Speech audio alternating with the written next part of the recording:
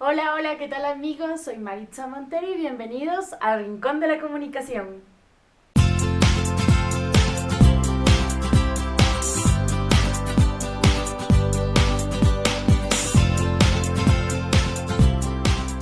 En esta ocasión vamos a hablar de una de las teorías más importantes dentro del campo de la comunicación, la teoría crítica. Así que, previamente, veremos un pequeño videillo en el que procuro explicarles acerca de los autores, un poco del contexto histórico y de cómo son los postulados de esta teoría tan importante. Esta es formulada por Max Horkheimer por primera vez en su obra Teoría Crítica de 1937. El proyecto inicial se define como marxismo heterodoxo, es decir, de realizar soluciones congruentes a los problemas de la sociedad. Uno de los principios de la teoría crítica es que se opone a la separación entre sujeto y realidad. De acuerdo a esta postura, todo conocimiento depende de las prácticas de la época y de la experiencia. El conocimiento sistematizado y la ciencia se desarrollan de acuerdo a los cambios de la vida social. Esta doctrina con bases marxistas y freudianas es desarrollada por la llamada Escuela de Frankfurt. Esta surge en Frankfurt del Meno, Alemania, en el año de 1923, en torno al proyecto del Instituto de Investigación Social de dicha ciudad, asociado a la Universidad de Frankfurt.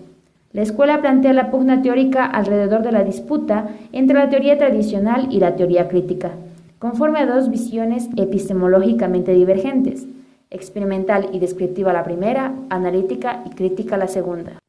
A ver, hagamos una pequeña pausa aquí para explicar que la teoría tradicional en esa época era la teoría funcionalista, la cual se posicionó como una de las más grandes e importantes dentro de los estudios de la comunicación. Y hay que agregarle que esta teoría estaba desarrollada fundamentalmente en Estados Unidos y como bien sabemos, la teoría crítica nace en Alemania, que estaba en contraposición del sistema capitalista que este país manejaba. Ahora sí, vamos con los autores. Sus fundadores fueron Max Horkheim y Theodor W. Adorno. Horkheimer, filósofo y sociólogo alemán, fijó las tareas de la teoría crítica en el análisis de la cultura de masas del capitalismo del siglo XX, la investigación psicosociológica de los procesos de integración de los individuos a la sociedad y el análisis del impacto cultural de la mercantilización de la vida. Theodor W. Adorno, filósofo marxista, sociólogo, músico alemán. Criticaba a la ideología a través de su pensamiento dialéctico y filosófico. La ideología se transforma en industria, pero industria de la conciencia, puesto que son las psicologías sociales las que entran como productos en el mercado del ocio y del consumo. Herbert Marcuse, filósofo y sociólogo alemán, era crítico de la sociedad. Afirmaba que la situación de la clase obrera era fruto de la uniformidad o unidimensionalidad humana, generada por la sociedad contemporánea. Todos piensan igual debido a la cultura. Para él, el cambio vendría de los sectores marginales. Consideraba que la ciencia y el avance están regidos por valores e intereses del Estado que mueven a las masas a la dominación y poco hacia la liberación. Jürgen Habermas, filósofo y sociólogo alemán, continúa la crítica a la sociedad moderna o capitalista, analizando los fenómenos contemporáneos de la dominación cultural y especialmente de la manipulación desde la psicología de los individuos, a partir del consumismo y de la industria de la comunicación. Este es otro punto que quizás necesita un poco más de explicación. Como ya lo mencioné al inicio del video, esta teoría está vinculada con los pensamientos marxistas acerca del comunismo de Karl Marx y se fundamenta también en el libro El Capital, así como también en el psicoanálisis de la cultura de Sigmund Freud. Debido a esto es que ya trasciende a un nivel un poco más individualista, en donde no solamente les interesan como sujetos de estudio los medios de comunicación, sino también los sujetos que consumen los contenidos de estos medios.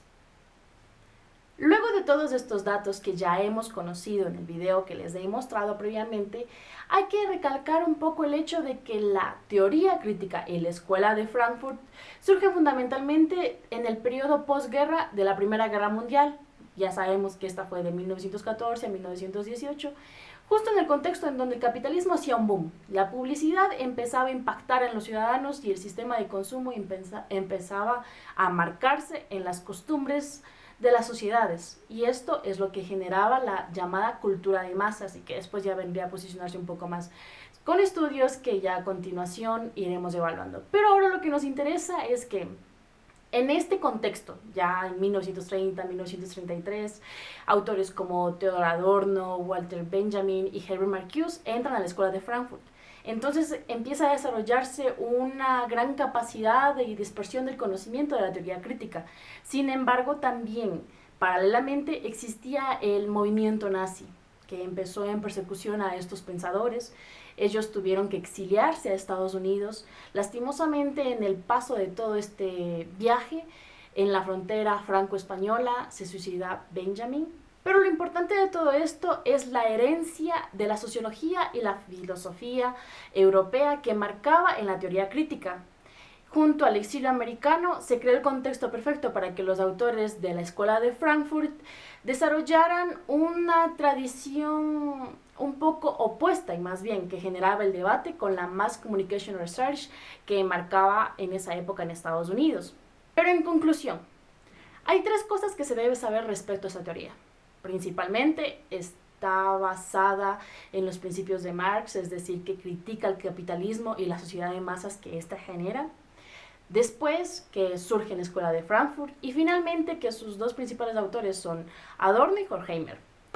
Ahora, es momento de cuestionarse sobre qué quería decirnos la teoría crítica y qué nos deja.